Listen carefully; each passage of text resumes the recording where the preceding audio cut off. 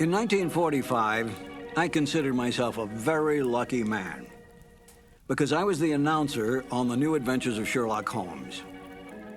My name is Harry Bartell. Won't you join me now as I reminisce about those wonderful days of dramatic radio?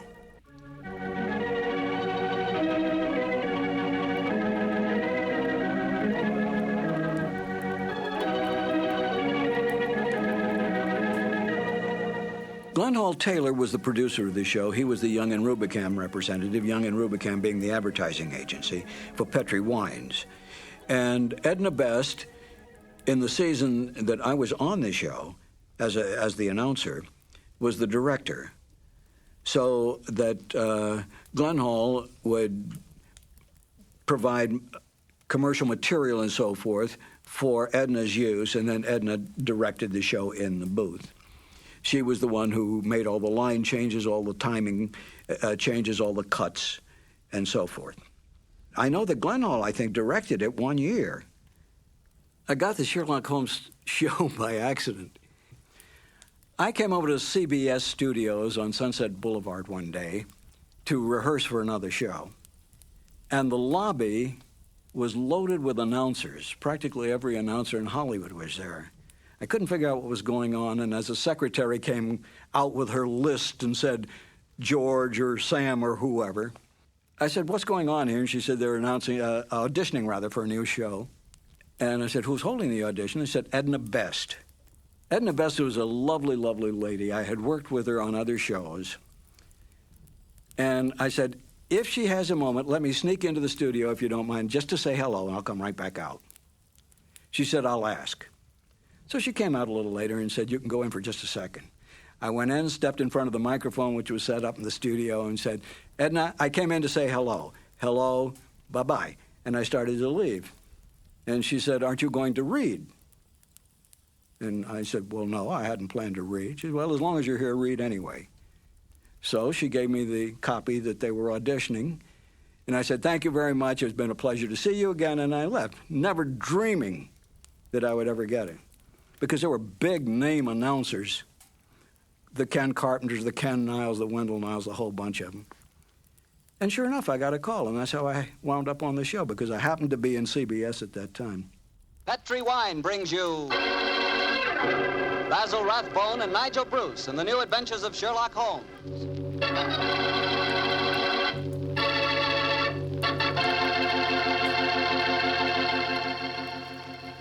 The Petri family, the family that took time to bring you good wine, invites you to listen to Dr. Watson tell us another exciting story about his good friend, that master detective, Sherlock Holmes. And I'd like to tell you something that maybe you already know. The fact that America's favorite wine is port wine. Did you know that? Well, if you didn't, you'll know why port is the way out front favorite if you'll just sample some Petri California port. You just look at that Petri port and you know it's good. That wonderful, deep, rich red color. And Petri port is so clear. Well, just hold it to the light and you can sort of see right through the glass. But what you really want to know about a wine is how does it taste? And I'll tell you something, I've never yet been able to find the adjective that'll do Petri port justice. It's wonderful, honest. You just got to taste it for yourself and find out for yourself. You love that Petri port in the evening after dinner when you're sitting around listening to the radio. And it's perfect to serve your friends when they come over.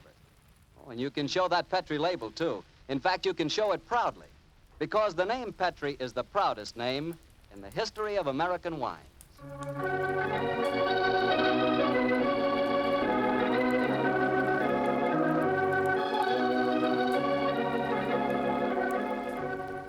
And now I'm sure our old friend Dr. Watson's ready for us, so let's go in and join him.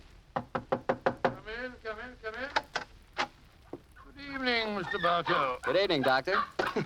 Well, the puppies seem very happy tonight. Yeah, tonight, yes, but you should have seen them this afternoon. I doubt if there were two more frightened little dogs in the whole of California. Come on, Winnie, now you control yourself. What happened, Doctor? Well, I took them for a walk on the beach. As we were scrambling round a rocky point, a seal popped his head up in the water quite close to us. What'd the puppies do? Oh, both of them barked at it furiously.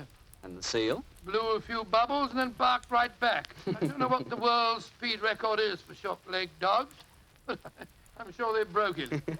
You know, Doctor, I'll have to join you on one of those afternoon strolls of yours. You always seem to be having such exciting adventures. Oh, and talking of that, how's about tonight's new Sherlock Holmes adventure? Well, I'm all ready for you, my boy. In fact, I was looking over my notes on the case just before you arrived. This is another story in which Sherlock Holmes' elder brother, Mycroft, played an important part. Mycroft Holmes was 7 years older than Sherlock, and some said it is superior in powers of observation and deduction. That sounds like heresy, Doctor. No, young fellow, my lad. Holmes himself was the first to admit it. In fact, if it hadn't been for his incurable laziness, Mycroft could have been a formidable rival to his younger brother. However, Mycroft did hold a position of considerable importance at the Foreign Office, and it was there that tonight's story begins. It was in the winter of 1899, and Mycroft Holmes, after a gourmet's lunch, was reclining full length on a leather settee. His eyes were closed, his hands were folded across his stomach, and his breath came rhythmically. A cynic would have declared that Mycroft Holmes was taking an after-luncheon snooze. But Mr. Holmes' secretary, a gentleman by the name of Gardner, was a realist. He tapped on the door discreetly. Then he rapped on it. And still there was no response, so he opened the door and entered. After a moment, he gave what he thought was a discreet cough. Mycroft Holmes opened his eyes and folded his hands and said, Found it, Gardner. Must you come in here and bark at me so soon after lunch? I'm sorry, Mr. Holmes, but I thought that... You thought that as I was lying down with my eyes closed that I must be bored, and so you came galloping in. Oh. Well, what do you want? There's an old lady outside, sir. She insists on seeing you personally. I've tried to get rid of her, but... What's her name? Mrs. Hudson, sir. Mrs. Hudson? Huh. Show her in, Gardner. Show her in. Very good, sir. Undoubtedly a message from young Sherlock. How are you, Mrs. Hudson? Oh, good day, Mr. Holmes. I'm sorry to interrupt you, but I won't take up much of your time. Sit down, won't you? Don't leave us, Gardner. I may need you in a few minutes. Very good, sir. Now, Mrs. Hudson, what's the message? Message, sir? Didn't my brother send you with some message that he was afraid to entrust to the ordinary channels? He's always so confoundedly dramatic. Oh, bless your heart. No, sir. I've come to you with a little problem of my own. I didn't like to bother Mr. Sherlock Holmes with it. He's been so busy lately, and he's looking very tired. And so you came to me. Delightful. I thought you wouldn't mind, sir. You've always been so nice and friendly to me. Pure laziness. It is less effort to keep an old friend than to make a new enemy. But tell me your problem. Well, it's really my sister's problem, sir. She keeps a boarding house at 14 Kensington Garden Square in Bayswater. And she's convinced that one of her boarders, a man who has a room on the first floor back, she's convinced that he's a birdman. And what in heaven's name is a birdman? Do you know, Gardner? No, sir. I can't imagine. Oh, it's like a werewolf, gentlemen, except that the man turns into a bird.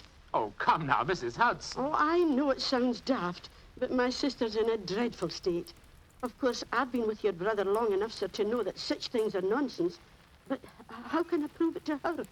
What reason does your sister give for holding a strange belief? She keeps finding pigeon feathers in the room. Now, the man doesn't keep pigeons, sir. My sister knows that for a fact. Has she found any traces of scattered food on the window ledge? None, sir. No signs of any pigeons, except the feathers. My sister's a wee bit fey, Mr. Holmes.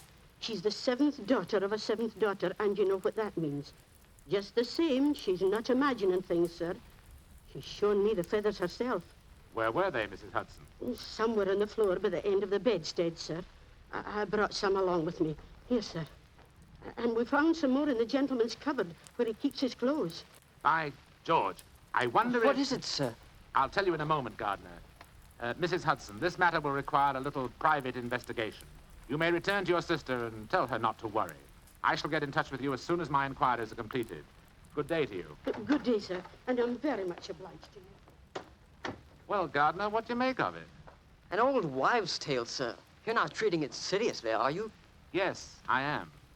One of these feathers shows evidence of having had string tightened round it. That suggests a captive bird. Now, a captive bird smuggled into an obscure boarding house would point to something of the greatest importance to us, Gardner. By George, sir. You mean carrier pigeons? Exactly. And remember that we're at war, and that the Boers have obtained several important and highly confidential secrets of ours lately. We know there's a leak somewhere. This requires an active investigator who can work with discretion. Now, I could work with discretion, but I don't feel too active at the moment.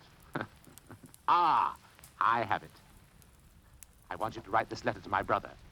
Disguise your hand, use plain, cheap notepaper, and don't sign the letter. He won't be able to resist that combination. Are you ready, Gardner? Yes, sir. Very well, then. My dear Mr. Sherlock Holmes, we know of your proposed investigation of the tenant in the first floor back at 14 Kensington Gardens Square. We warn you, as you value your life, keep away from the case.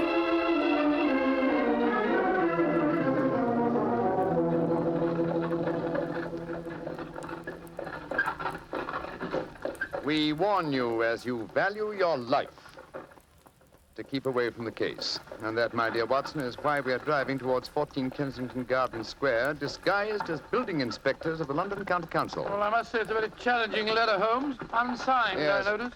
Written on cheap notepaper and in a disguised hand. No clue there, I'm afraid. Well, we're entering the square, Holmes. Let's stop the cab here. You can drop us here, cabby. Right you are, Governor. It would seem a little incongruous in these costumes for us to arrive in a cab. Yes, I suppose so. Here you are, cabby. Oh, thank you, Governor. Supposing this mysterious tenant of the first floor back should be in his room when we get there. And we must hope that our disguises are convincing and keep our wits about us. Now, this may be a trap. Yes, just what I was going to say. After all, you've never heard of 14 Kensington Gardens Square until you received an unsigned letter 2 hours ago warning you to keep away from it. I don't like the look of it. There we are, number 14.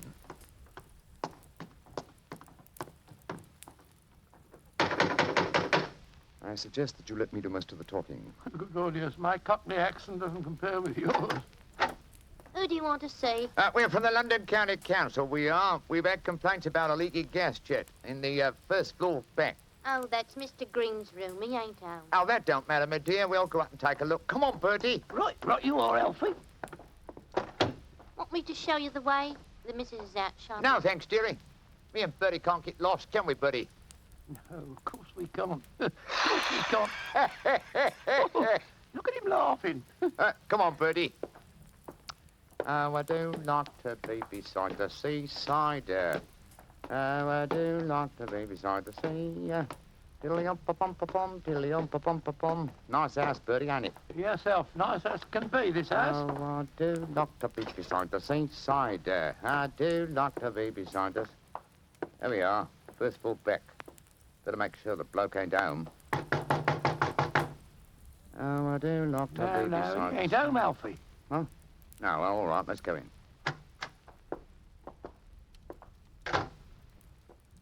Oh, so this is the mysterious room, eh? Well, it looks perfectly ordinary, doesn't it? Yes, a depressing example of the squalor of boarding house life. Hello. What's this on the bedspread? Feathers. Must have come out of the pillow. No. These are pigeon's feathers, old chap. And look here, Watson. Attached to the bed rail. Yeah, it's only a piece of string. String, yes, but with a small metal ring on the end. A ring such as is used to place around a homing pigeon's leg. But why should someone keep carrier pigeons in an obscure boarding house like this? Yes, why indeed, why indeed? The answer could be that the tenant of this room is engaged in some sinister activity that requires the use of carrier pigeons in sending messages. Yes, there's no evidence of the birds being kept here. That's true, old fellow, that's true. Possibly the owner of this room is given a pigeon by one of his superiors, brings it here, affixes his message, and releases the bird. But why couldn't he just take the message to where they keep the birds? Well, in that way, he would run the risk of being picked up with dangerous and incriminating messages on Well, him. what kind of skullduggery involves the use of carrier pigeons, you suppose? We're at war with the Boers in South Africa, Watson. What could be more logical than that a spy in their pay should be using this method to smuggle important information out of the country? By Jove, yes, Holmes. I wouldn't mind betting that... Shh! Somebody coming. Look out. Who are you?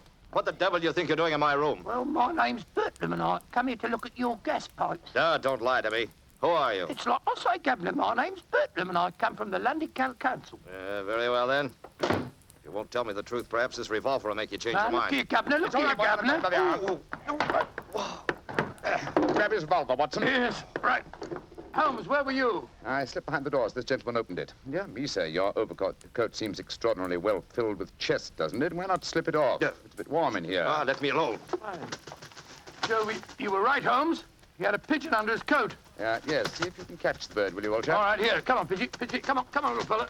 Come along, Pigeon. There he comes. That's it. Look at the little fella.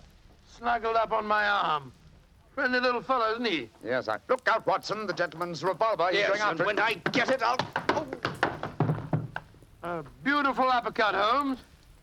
I'm afraid he'll be unable to talk to us for some time. How fortunate he told us where the message was hidden before we indulged in this little set, What do you mean? He didn't say anything about a message? No, not verbally, but I was watching his reflection in the mirror as he entered the room. His eyes first glanced at this top drawer on the dresser here to see if we'd touched it. It was obviously the most important spot in the room. Let's see. Here we are. A message already rolled up and in its container. Oh? What does it say, Holmes? It's in code, which is not surprising, but I don't think it'll be very difficult to decipher. Yes, and when you've done that? Then, my dear fellow, I shall compose a code message of my own and persuade this pigeon to lead us to its master.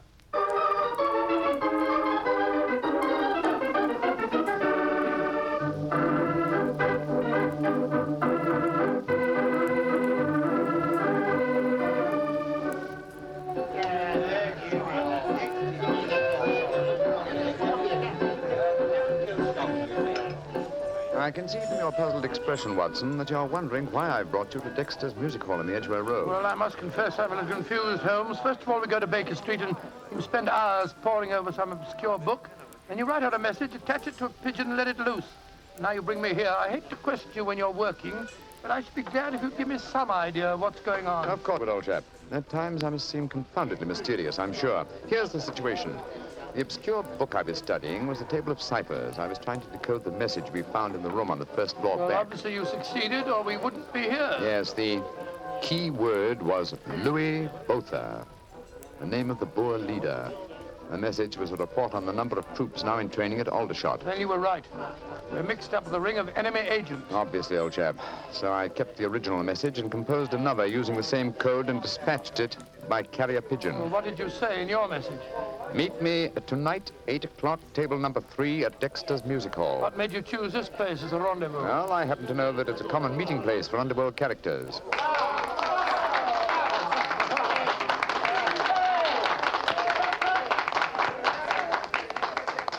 And which is table number 3? The one over there in the corner. I reserved it. Then why don't we go and sit down there instead of standing it here at the back? I thought we'd give our visitor the opportunity of showing his hand first. He won't be expecting Sherlock Holmes and Dr. Watson, I fancy.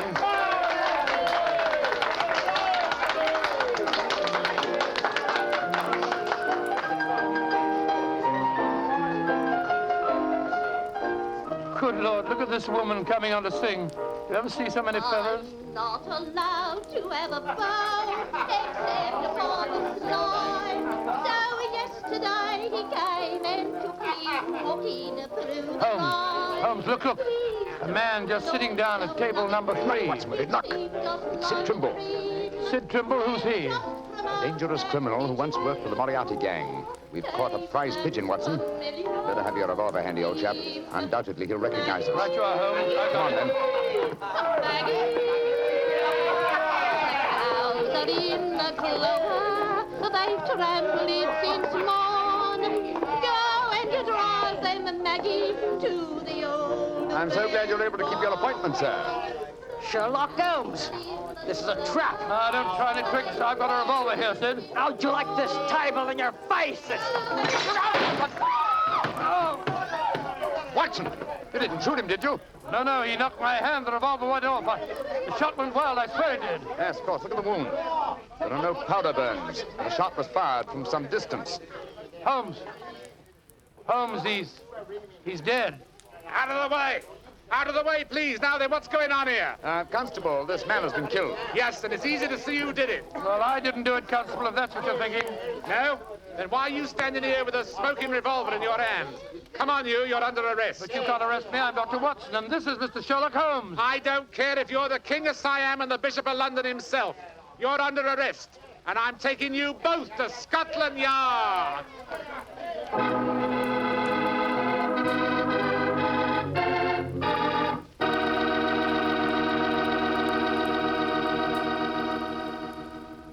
You'll hear the rest of Dr. Watson's story in just a second. And if you don't mind, I'll take that second to say just one word to the ladies.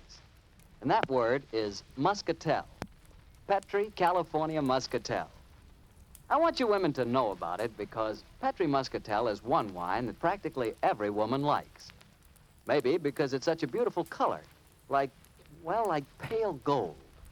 But I guess really because Petri Muscatel brings you the wonderful flavor of luscious, sun-ripened Muscat grapes.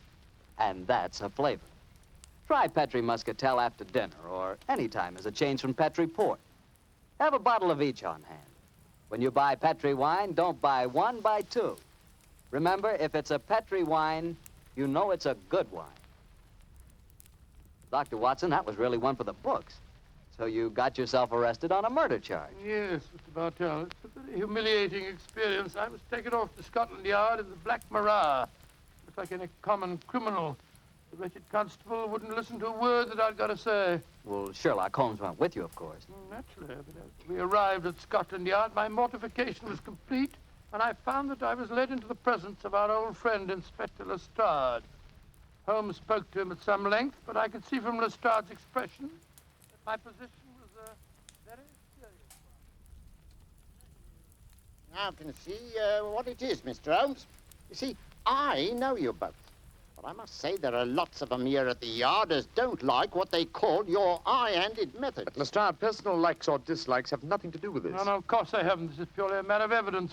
Well, I know that, Dr. Watson. And the constable's evidence was as clear as the nose on your face. The dead man was shot through the head, and you were standing in front of the body with a drawn revolver But, my in dear your hand. Lestrade, there were no powder burns on the wound. Yeah, that's what you tells me, Mr. Holmes. But I'll have to wait for the official report on that. The police surgeon's examining the body now. You understand, gentlemen, I'm not saying I'm sorry that Sid Trimble's dead. He's been a thorn in our side for a good many years. In fact, here's the police surgeon now. Dr. Hendricks, this is Mr. Sherlock Holmes and Dr. Watson. How do you do? How do you do, gentlemen? I'm a great admirer of you both, and I'm sorry to see you in such a very unfortunate plight. Thank you, Doctor. Thank you. What were your findings, Dr. Hendricks? Well, I just extracted the bullet, Lestrade, and I'm very much afraid it's the same make and caliber as the one missing from Dr. Watson's revolver. Yes, but that doesn't prove that I fired the fatal shot. A .45 Colt's a very common weapon, Doctor. It proves nothing. Dr. Hendricks, as I was just saying to Inspector Lestrade before you came in, the only fact that would show my friend guilty would be powder burns on the wound, thereby proving that the bullet had been fired from close range. I entirely agree with you, Mr. Holmes. Then, as there were no powder burns on the... But there are powder burns, Mr. Holmes. What? Very distinct ones, too. Lord, I don't understand, Holmes. I'm sorry, gentlemen, to be the bearer of bad tidings, but I have my duties to perform. Yes, and I'm sorry too, Dr. Watson. Huh? I'm afraid I'm not going to be able to let you leave here. Of course. You must consider yourself under arrest.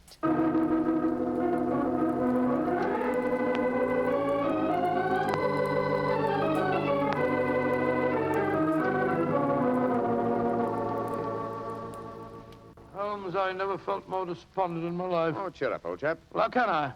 Locked up in a prisoner's cell. Looks as if I might end up at the gallows. Don't worry, Watson. You'll be out of here before the night is over, I promise you I that. wish I felt as confident as you do.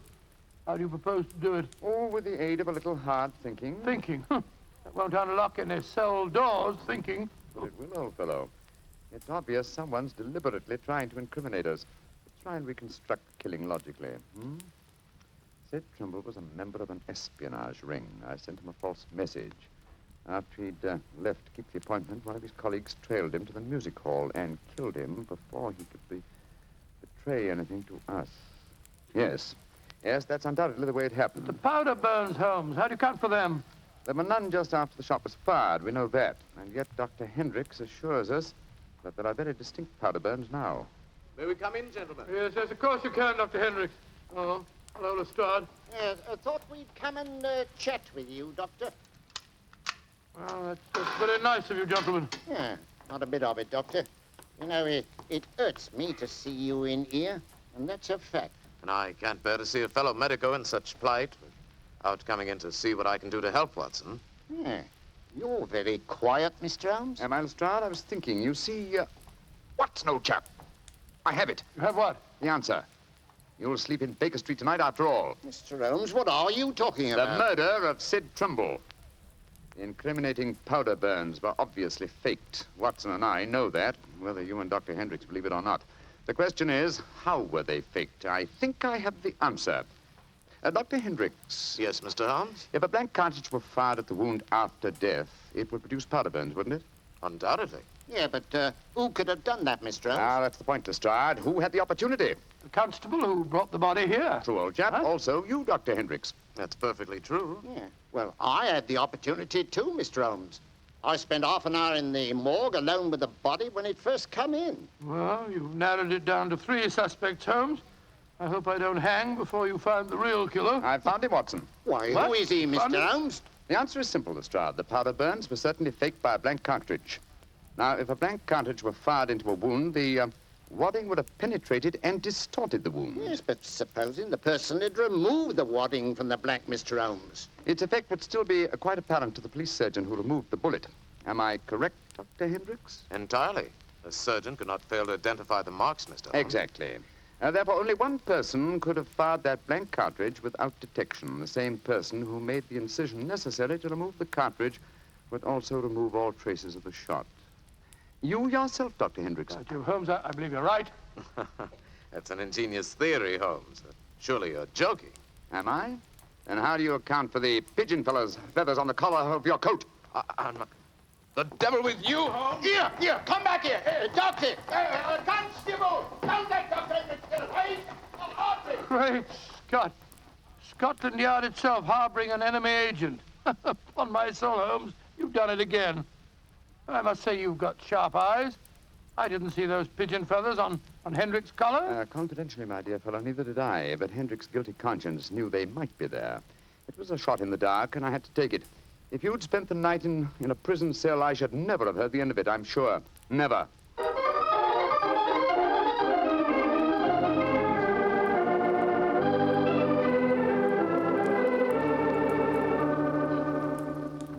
I want to see Mr. Mycroft Holmes, please.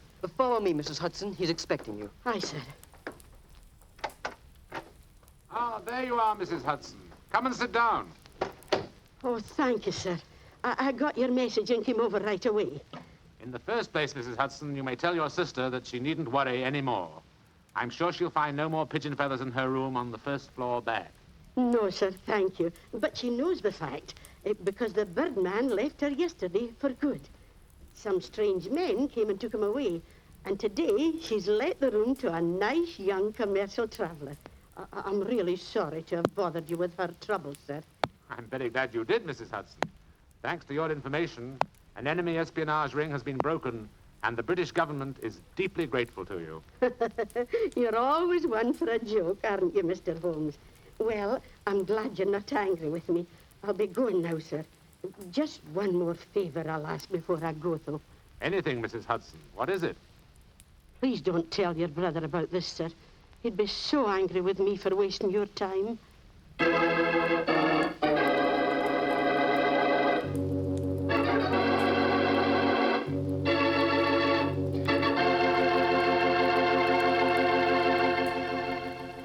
Well, Doctor, that was really a swell story tonight. Although it was a bit unexpected for you to have been arrested. Yes, indeed. Mr. Martell, when you're a detective like Holmes or a doctor like myself, well, you've got to be prepared to meet the unexpected every once in a while. I suppose so. Of course, you wouldn't know about things like that, being a wine expert yourself. Oh, now, wait a minute, Doctor. From the way you talk, you'd think I spent every waking moment in a nice, cool wine cellar, tasting wine from morning till night. Well, don't you? Oh, now, Doctor, I'm no more a wine expert than you are. All I know about wine is that it either tastes good or it doesn't. And I know that Petri wine does taste good. And that's because the Petri family took time to make good wine. Generations of time. Why, the Petri family's been making wine ever since they started the Petri business way back in the 1800s. And since the business has always been family-owned and operated, they've been able to hand on down from father to son, all they've ever learned about the fine art of turning luscious, sun-ripened grapes to fragrant, delicious wine. And they've learned plenty. So no matter what type wine you want, for any occasion, you can't go wrong with a Petri wine because Petri took time to bring you good wine. Well, Dr. Watson, what story do you have lined up for us next week? Well, now, next week, Mr. Bartell, I'm going to tell you a weird adventure that Sherlock Holmes and I had in the East End of London. It concerns a most unusual stage play, a badly frightened actor, and a blood-stained razor. I call it The Strange Case of the Demon Barber.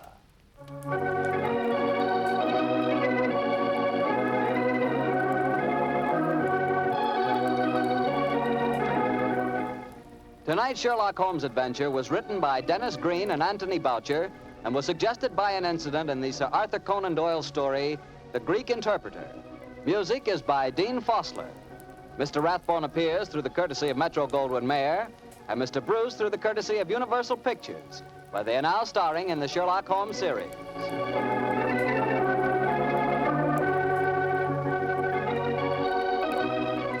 The Petri Wine Company of San Francisco, California, invites you to tune in again next week, same time, same station.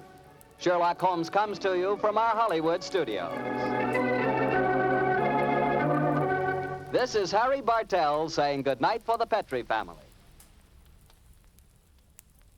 For a solid hour of exciting mystery dramas, listen every Monday on most of these same stations at 8 o'clock to Michael Shayne, followed immediately by Sherlock Holmes. This is the Mutual Broadcasting System. This is Harry Bartell. I'll be right back with another new adventure of Sherlock Holmes.